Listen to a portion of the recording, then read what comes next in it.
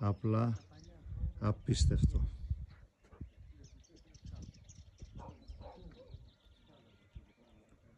Απλά μοναδικό. Σε ένα υψόμετρο περίπου 700 μέτρα βρίσκεται αυτή η πανέμορφη πετρόχτιστη βίλα,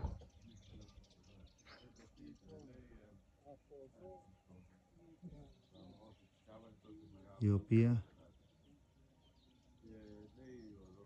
είναι 150 τετραγωνικά μέτρα με μια απίστευτη θέα.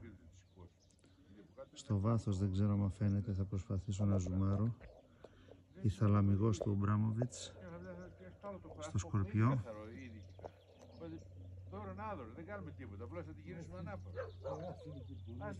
Όλα τα νησάκια πραγματικά τον ιδρύει απίστευτα. Και στο βάθος, εδώ τώρα αριστερά, βλέπουμε μέχρι και την Πρέβεζα.